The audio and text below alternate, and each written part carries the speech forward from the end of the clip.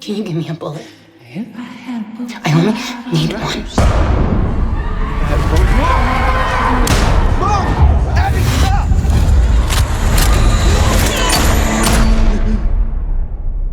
You remind me of someone I could have helped and I didn't. I think hell is for people who think that they deserve to suffer, and I don't. And I don't deserve to be here. I'm not just gonna sit around and wait for those things to pick us off one by one. You guys just hang your rocks at night. You pretend you're safe, thinking that Sheriff Boyd is gonna somehow save you. I wanna know why no one's asking these questions. We did. You've been here less than a day, and already you got the solution. That's not what I'm saying. What is she even doing here? She killed someone last night. What happened last You killed someone, and you left 2 people to die in that ambulance. I know! One of whom you handcuffed to a fucking wall. A girl is dead because you panicked. Yeah, I panicked because I was being chased in the dark by things that should only exist in a fucking nightmare.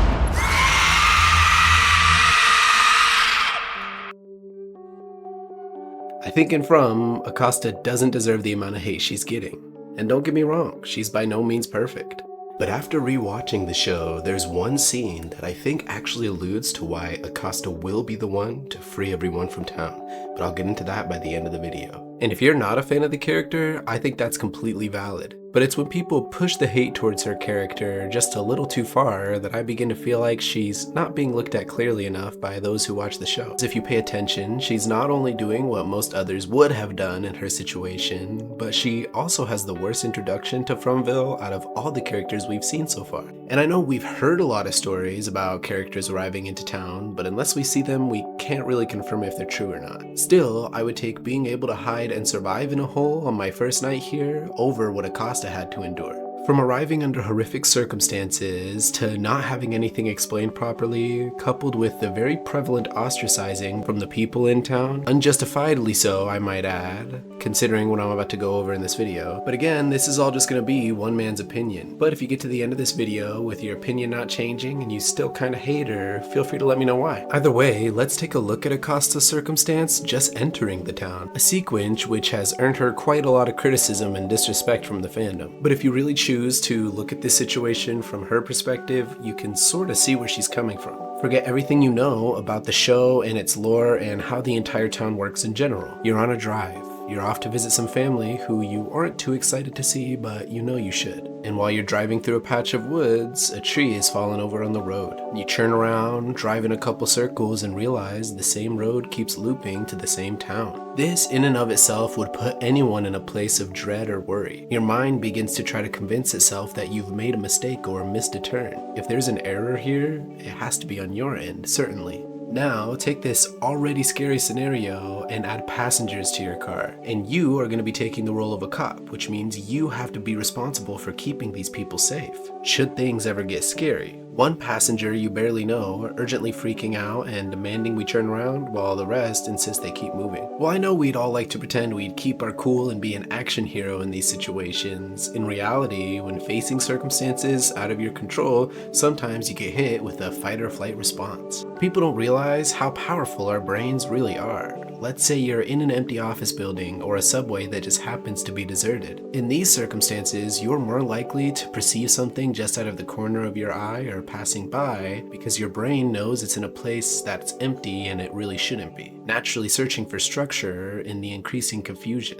almost convincing people sometimes that someone's there when they really aren't. It's just your brain getting ahead of itself. Now, the main reason I say this is to simply demonstrate how powerful the brain can be and how we don't necessarily have full control of it, especially during stressful situations. You can have the kindest person you know leave your ass to die in a second if you're in a horror movie or a zombie apocalypse. So when Fromville residents enter town like this, all logical forms of thinking fly out of the window and they should be forgiven for that. But now let's keep looking at Acosta's scenario. She happens to be a cop, and a cop with some pride, despite most likely being a rookie inside the field, as Boyd so kindly points out. And when did you get out of the academy? 2 days? 3? It's none of your business. Still, depending on how long she was a cop, it's likely she's dealt with, or at least were trained for, on how to deal with an erratic or manic person. So when she's in the ambulance with both Tabitha and Henry, 2 people who are knocked out and she doesn't know, one in really bad shape and the other being told that she's the lunchbox lady. So you're the lady, the lunchbox. and is immediately met with said lunchbox lady waking up and going a little hysterical. Her trust in Tabitha is almost immediately non-existent. Her seeing Tabitha as someone she has to take care of rather than listen to like they have a valid piece of information. Either way, running onto a tree on the road would already raise suspicion and put anyone's guard up, let alone the murder of crows literally flying around. And yes, they are crows. Either way, Tabitha not only sneaks out of the car, but refuses to get back in the car despite the paramedics demanding so, with Acosta guiding her back. Acosta stepping up and trying to take control over the situation. Then as they're traveling at night, they realize the city is just gone.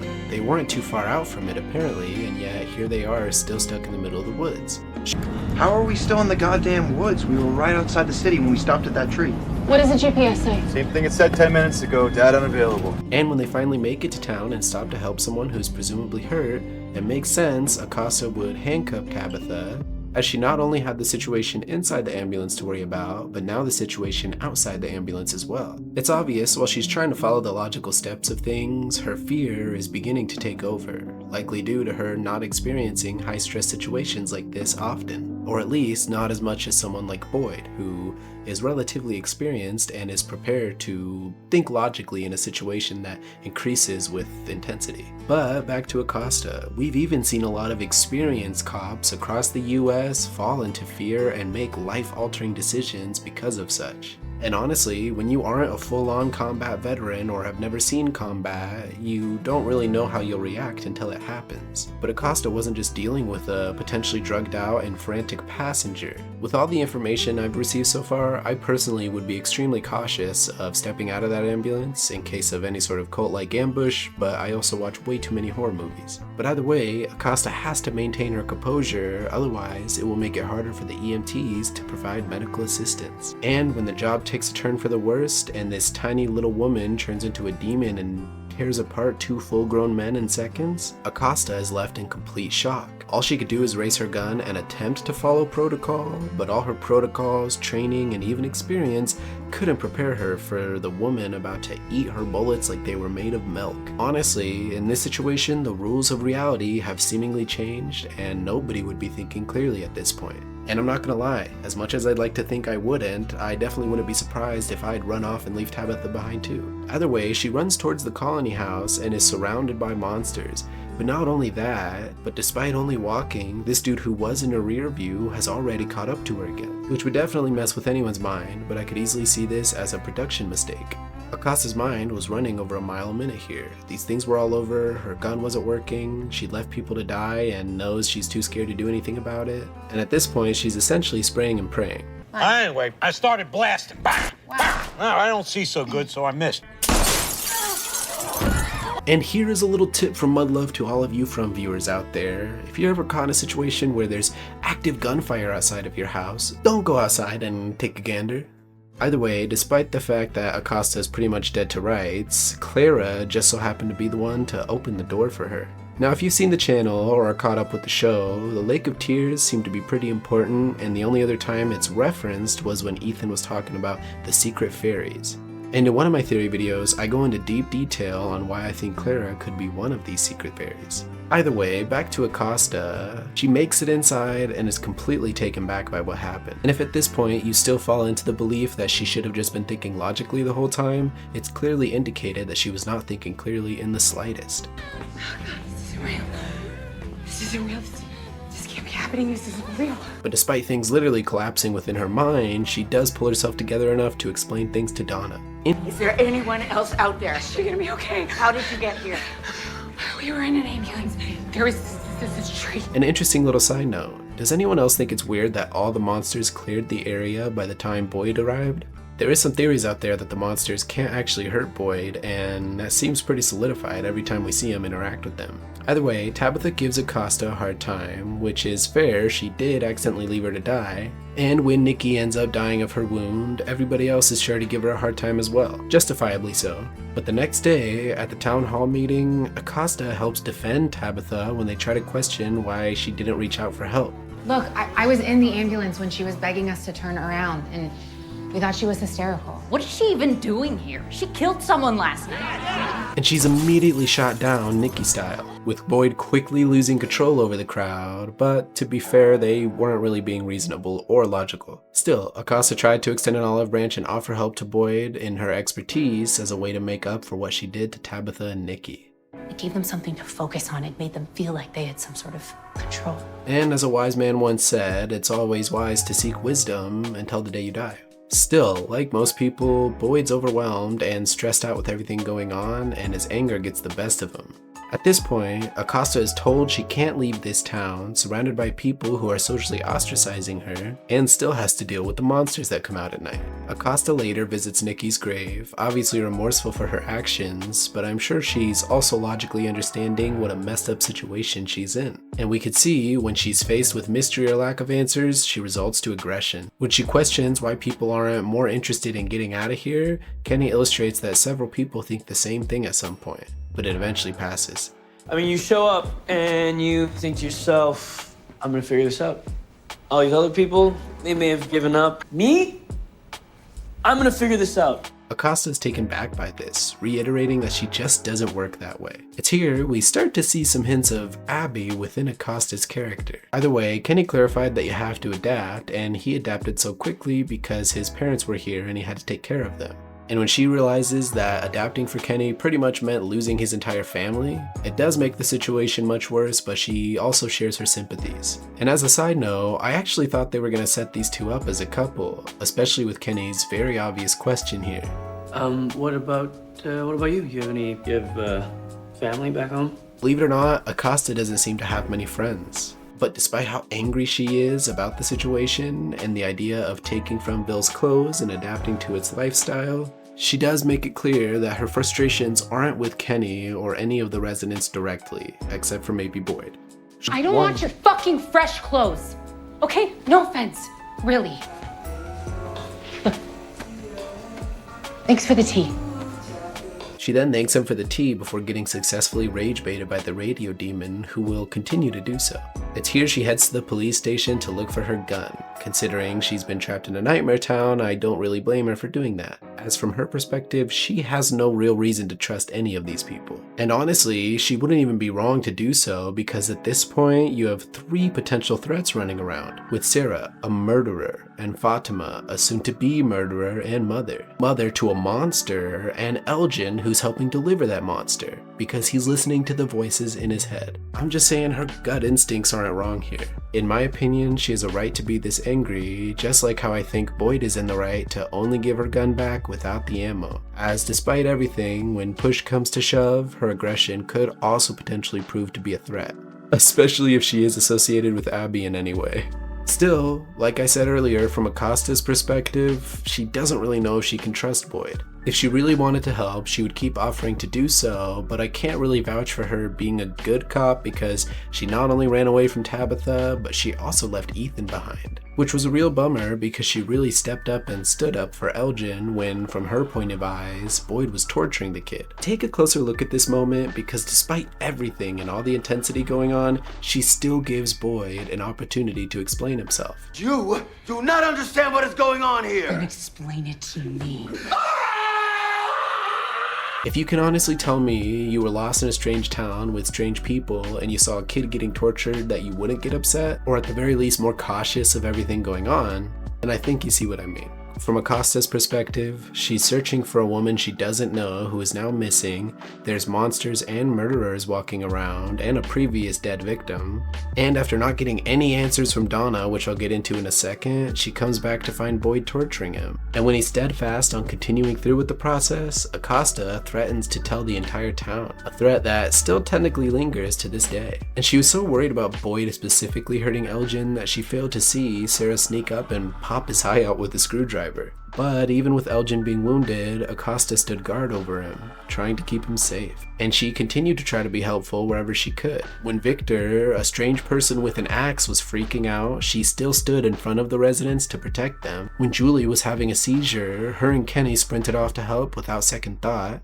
And as I said earlier, when Fatima went missing, she searched through the woods for hours even after Donna went back to Colony House. It was during her walk with Donna that I realized nobody's talking to Acosta in any way, shape, or form. Nobody told her Sarah was a murderer until a random resident did. Nobody told her there's entities out there that can get in your head and try to influence you to do things. Look, Boyd said that something told you guys that she was out here. What does that even mean? So then why wouldn't this magical voice just tell Sarah where Fatima is? Better yet, why not tell her who killed Tilly?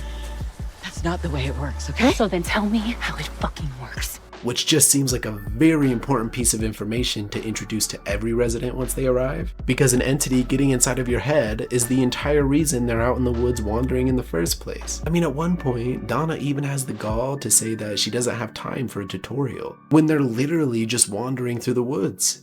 I don't have time for a goddamn tutorial, okay? And honestly, in this situation, I actually like how angry Acosta got here because I was equally frustrated. She was demanding for very vital info that I would also be demanding more of. If the town really wanted to avoid her becoming a threat, they should have informed her of all the threats or the ways she could become one. I can be an asset here if you just... If I walk you through the many different ways this place will fuck with your head? Yes, Donna, yes you should. You literally tied Tabitha up just to sit her down and talk about the situation. Yet with Acosta, who's already shot and killed somebody, you're just not really giving her a hand whatsoever. Acosta essentially being stuck, forcing information out of people in situations that look relatively bad from a normal world's perspective. And at this point in the series, by season 4, she's kind of at a breaking point because she requests a bullet. And she already personally knows, in order to kill those monsters, it's gonna cost a lot of more than a couple of bullets. Things truly dawning on her, like the fact that she doesn't know these people, she doesn't really know if she could trust these people, and she also doesn't really know if she could believe these people when they say there's no way to escape. She doesn't think she's meant to be here, but if she's connected to Abby, odds are she definitely is. We also now know that there's a potential chance she'll be the one to get everyone out of Fromville, as Boyd assigned her the task of looking through the strange basement. See, if you look back at season 1, when they're looking through all the people's stuff inside of the diner, Ethan says something pretty interesting. It's like the cavern of the lonely dragon. Yeah? When the Kramanaka was lost in the rainbow sky, she found a cavern where the lonely dragon lived. And it was full of stuff that nobody wanted. But for the lonely dragon, all the stuff was treasure. And one of the big piles of stuff, it was the map of the rainbow sky. The lonely dragon gave it to the Kramanaka and then she wasn't lost anymore. This could indicate that Acosta really is the one that's gonna get everyone out of here. This would actually play into the song the radio played, Send in the Clowns, when Acosta was nearby, as essentially it was about someone who was really important and really famous neglecting the importance of someone else. Could Acosta be the clown here, or is it going to be Boyd all along? Either way, I feel like narratively, while Acosta has definitely made a few mistakes that aren't so forgivable, for the most part, from her perspective, she's just stuck in a really crappy situation. And you'd think with people who watch the show, they'd be more frustrated with the residents for not really providing as much info, but it seems most people think that Acosta's walking around and pretending she knows what's what, maybe just based off of the one line Boyd said here. You've been here less than a day, and already you got the solution. That's not what I'm saying. But it's very obvious, while she's prideful, she still could be an asset and should be informed on the inner workings of this place. And if she's connected to Abby, take her gun away. Either way, while this video could age like milk, I do think that if you look back at season 3, you'll see that from Acosta's perspective, she really was not doing anything wrong. And while that's still subject to change by the rest of season 4, for now, I think the character deserves a little more grace. Either way, thank you all for watching, appreciate the support, and if you want to see more videos on From, liking, commenting, and subscribing really helps, and if you want to see other series that are strange and mysterious similar to From, check out shows like Widow's Bay, which I'm also covering right now. Have a good one, y'all.